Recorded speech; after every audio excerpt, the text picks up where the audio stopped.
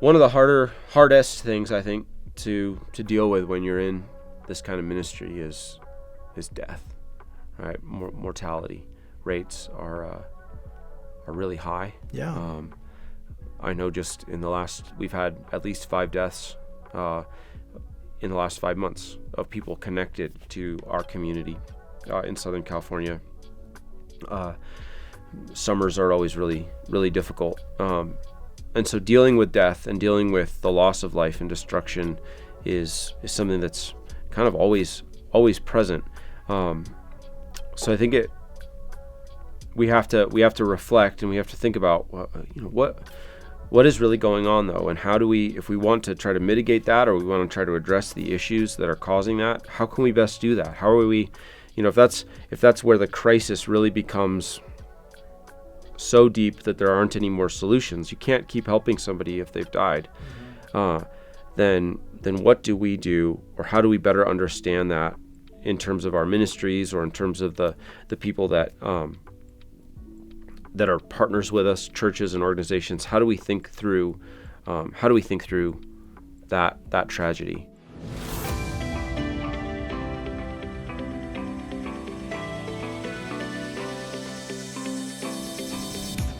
Yeah, I think it's such an important thing, and something that we're always up against. I mean, statistically, the chronically homeless are 55 and older, and in Texas, at least, the stat is that the average lifespan of somebody who's chronically homeless is about 57. That's 15 years shorter than the average, and if you look down into why, I mean, there's a lot of reasons, but what we really want to talk about today is those deaths of despair. Some of the things that we see that are the most gut-wrenching, the most sad and difficult, and also, in my mind, they're also the most hopeful things to look at because of what we're talking about. And we're talking about bringing the hope of the gospel to people. We're talking about Jesus, who can heal and can do anything and can lift people out of situations and can change hearts. We don't have the capacity to do that ourselves. That's right. And so as we're looking at these deaths of despair, and maybe talk about what a death of despair is, but as we're looking at them, what do we do? Yeah, exactly. So death of despair doesn't just mean that it's a really tragic passing, but it's a term that started to appear in journalism and even in some scientific literature that describes a death that results primarily from substance abuse, alcoholism, or suicide. And so they are deaths that are directly related to those things, but those things are in turn connected to, you might say mental health, right? But in the name, despair. So a person gets into a frame of reference, or they get into a pattern of living where they've really just given up. They've given up on hope. They've given up on a future.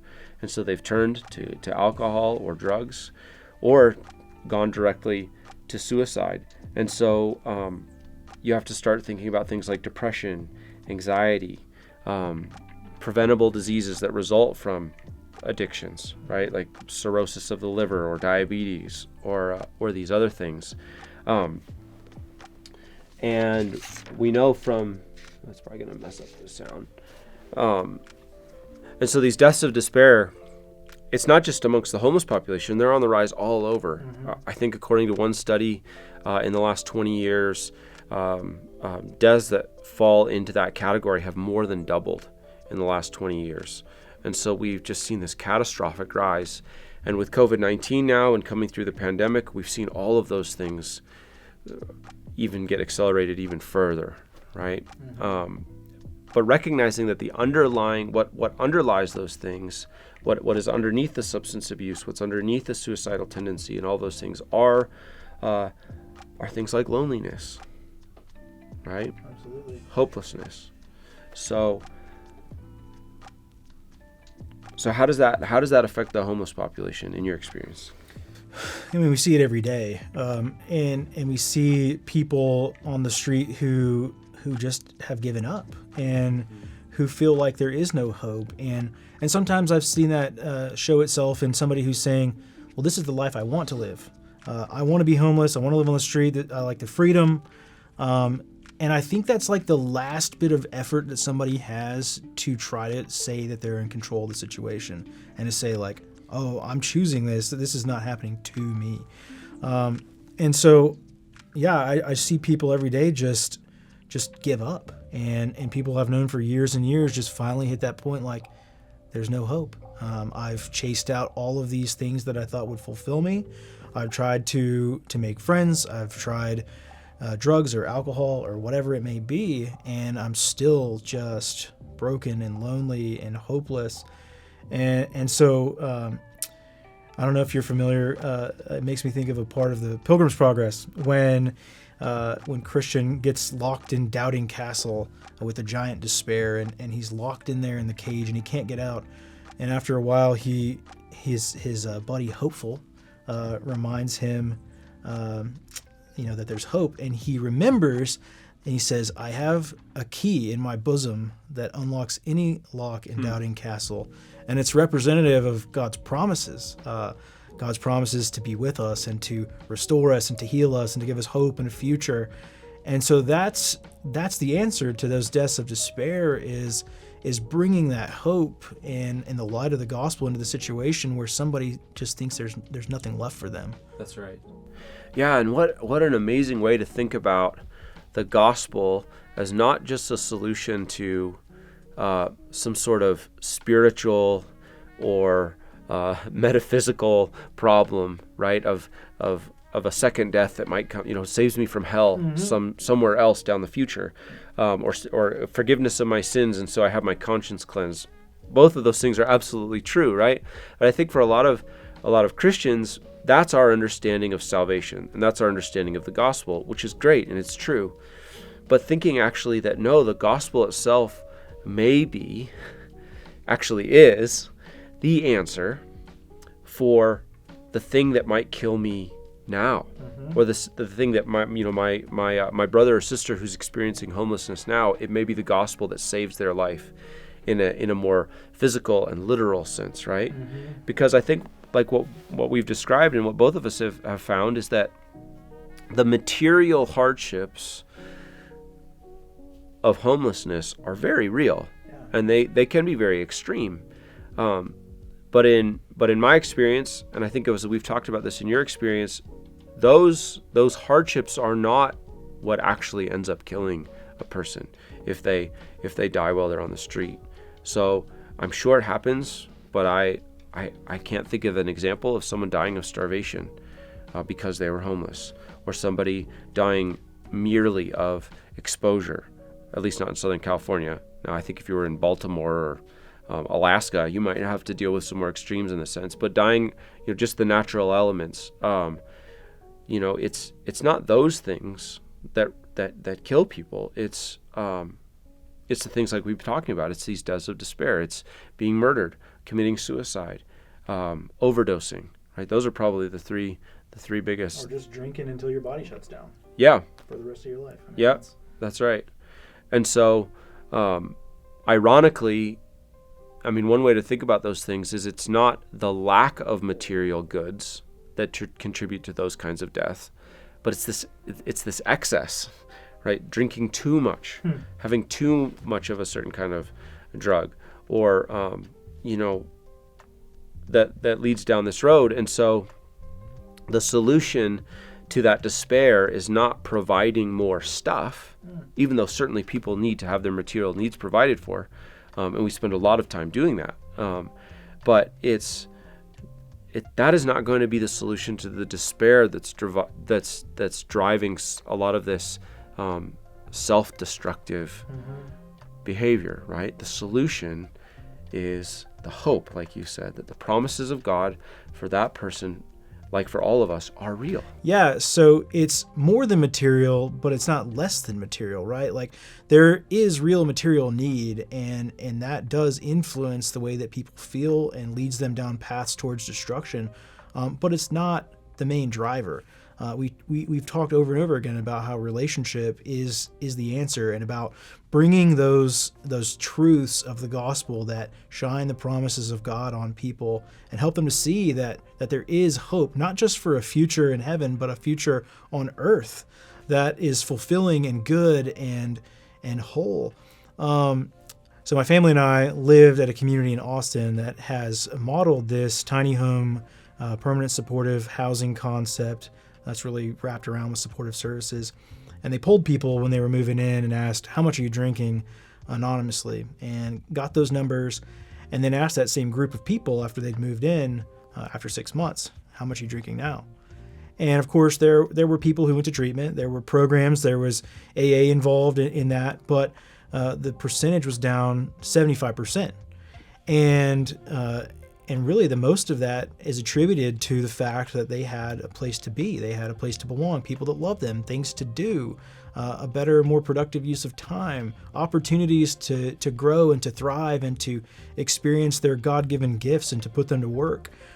That's where we see the answer to addiction. I mean, it's certainly there's certainly a chemical component. There's a lot of different nuances in that, but it really, in my mind, is about the heart change. Is about those promises and the hope that comes from God through us in relationship with them. Yeah, absolutely. And so I think in practical terms, we have to really take this. This is one of those things that I think transformed maybe not a lot of the things that I actually did, but the perspective, right, that I had on life, on individuals, on relationships. And so, when somebody who's not experiencing homelessness encounters someone who is, thinking about what words describe that experience? Like, what do you see? And I think it's fair to say that for a lot of people, the first, they might say hungry, dirty, scary, dangerous, right? They see what's happening on the outside. And so if you're trying to provide solutions for that, right, then you're just going to simply address those things. Well, that person looks dirty. Let's get them a shower. Or that person looks scary or dangerous. Let's call the cops. Yeah. Right? And there's a lot of truth in that, right? Like, somebody who looks like they needs a shower, needs a shower. Like, it's great to provide that. But if you start looking at the problem in a different light, or from a different perspective, do you see that individual as someone who's lonely, someone who is in despair, someone who is not just experiencing homelessness, but they're experiencing hopelessness, right? And so the solutions and the way that we offer help practically has to bring those things into the equation as well. Mm-hmm. So if God has put it on your heart to clean up the dirty in the world by having a shower ministry or providing some service that addresses that, that's beautiful, that's wonderful. But as you're doing that, and this is something that we try to do in our respective ministries, as you are doing that, you are also simultaneously thinking about, how do I also address their loneliness? How do I also address their hopelessness? If the reason that they have a substance abuse problem is because they are in despair, do I just take away the thing, insist that they give up the only thing that's actually giving them some ability to survive or cope, and I don't deal with the despair at all? Well, that seems heartless. In fact, the now more that I think about it, but what addresses that deep need to have hope? What addresses the despair that is driving the self-destruction? And if you're not doing that as well, I would say those are really practical ways that organizations and individuals can lean into the work in a fresh way. Yeah, and I think it's really easy in our work to kind of default to those immediate needs, those things that have to get done. Someone needs a shower. You start doing that, and before you know it, that's all you're doing, and you're doing it really good, and you're doing it for a lot of people, but maybe you've gotten sidetracked from your real mission, which is to get into the heart and life of the person that you're trying to help. And so I think it's an important thing for people in ministry to always be asking yourself, what am I doing this for? Is this most focused on the person's heart and relationship, or is this something that is distracting us from that? Because it's something that creeps, I think, in my experience, just to see the tasks sometimes become more important than people. And we've got to always be on guard against that. Yeah, that's right. That's exactly right. And I love you talked a little bit ago about the illustration from Pilgrim's Progress, right? That the Christian was able to get out of the giant of despair's castle because of a key that he already had with him. Mm-hmm. The promises of God that were in his heart. But what if someone has found themselves, thinking about it this way, what if someone has found themselves locked in that castle of despair and they don't have that? Yeah. What's our role then, right? It's to give them those keys. It's to plant those seeds.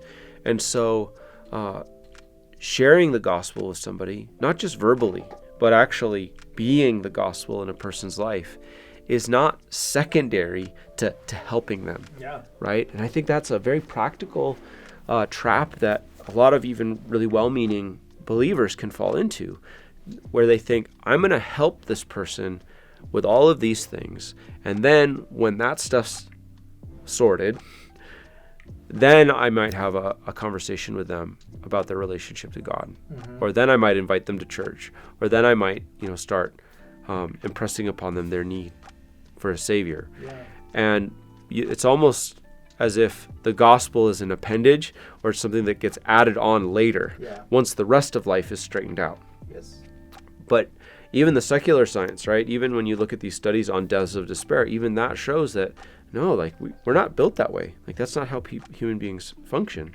Unless the heart is transformed, unless the inner self is transformed, it's very difficult to see any change on the outside, right? Unless those promises of God, like that golden key, are planted in our hearts, you're not going to get out of this prison, right? Mm-hmm. That may be literally leading to leading to an individual's death. Yeah.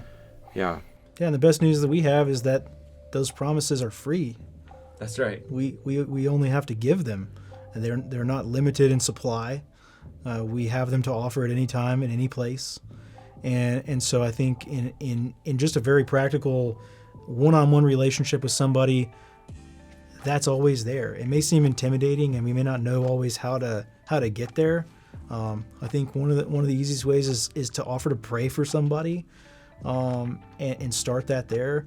But yeah, it's just something that we've got to keep at the heart of all of our ministry is how can we care for this person's soul? How can we give them this good news that will equip them and change them from the inside out to address some of the other real problems in their life? Yeah. I think all of us recognize in this line of work and ministry that we don't have the capacity to change someone's heart ourselves. We would like to. It would be really great if I could go up to somebody and change their heart and give them new affections and new loves and make better choices. But we just don't have that capacity, but we love and serve the one who does. And that's something that I think is a freedom for us to know that it's not dependent on our performance or on what we do ourselves, but it's dependent on the Lord and on His power and His perfection, and He can work through broken vessels like us. Yeah, and I think along the lines of what you're saying, that we're following Jesus in this, is that the idea of the incarnation, right, it's not just an abstract theological concept, but it actually teaches us something about our God as Christians. Our God is the God who is not just able to be like us, but was willing to become like us. And that willingness, that incarnational act, is actually the means of our salvation. And we're not like little saviors, right? You got to dissuade yourself of that. Yeah. But we are called to follow in the footsteps of Jesus. And so being incarnational in our ministry, I found, is huge. So don't feed the hungry, eat with them. Yep. right? You hear the little expression, you can't share the gospel with someone with an empty stomach, as if you have to do one before you do the other, right? And it's not one or the other. It's by eating with, by sharing a meal with, sharing life with, befriending, being in a relationship with someone, you are not just sharing the gospel as well as a meal, you are being the gospel, right? And imparting those keys that are going to, if a person decides to use them, lead them out of the dead end that they found themselves in.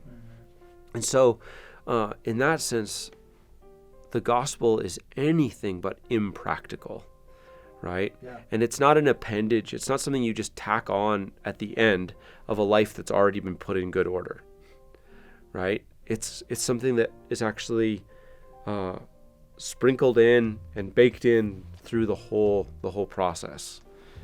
People often ask us, right, why are people homeless? What are the causes, right? And you can go down a pretty long list. And, I think I recently saw a study out of Canada that found like 15 common factors amongst the chronically homeless. And we could imagine some of the things that I can't list the whole thing because I don't have it in front of me, but substance abuse and a breakdown of family and poor education and mental health issues and legal problems. And you start going down this entire list of things, and you realize that somebody who's experiencing all of those things, even if they're not all of them, because not everybody has everything at once, but even if it's only 4 or 3, that despair, that giving up hope, is really understandable. And then the question then has to be, well, how are we going to start helping this person? How am I going to step into this person's life and start being at all beneficial in this relationship? And it's overwhelming, right? I'm sure you've experienced that, where it's just overwhelming because you realize that all of those problems are connected. So their legal problems are connected to their substance abuse problem, and their substance abuse problem is connected to their traumatic history, and their traumatic history is connected to their mental health. And you can't say like, well, I'll fix this and then that and then that and then that. Once their food insecurity has been taken care of, then we'll start working on their meds. And then nothing works that way, and it becomes overwhelming. And then we can experience a certain amount of despair. Yeah. Like, what am I doing here? I don't know how to solve any of these problems. And it's a beautiful realization to come to the knowledge and the confidence that the grace of God is strong enough to address all of those things simultaneously and at once, in God's timing, in God's way. But seeing that happen, where what seems like a mess that cannot be disentangled and cannot be solved, when you see the grace of God come into a person's life. And I've experienced this, I've seen this, I've experienced this in my own life, but I've also seen it in the lives of others, that all of a sudden what seems like a tangle of insurmountable problems, which lead inevitably to despair, all of a sudden that tangle of problems just starts to get worked out. And it's a miracle. There's no other way to describe it but a miracle. And so I think for people for Christians that want to be more engaged in this area, trusting that God's grace is sufficient. Like Scripture says, it is not a lie, it's not a fantasy to say that the grace of God is sufficient and actually becomes stronger in our weaknesses, is completed, right, in our weaknesses. And not shying away from that and saying, well, I'll talk about that after we solve everything first.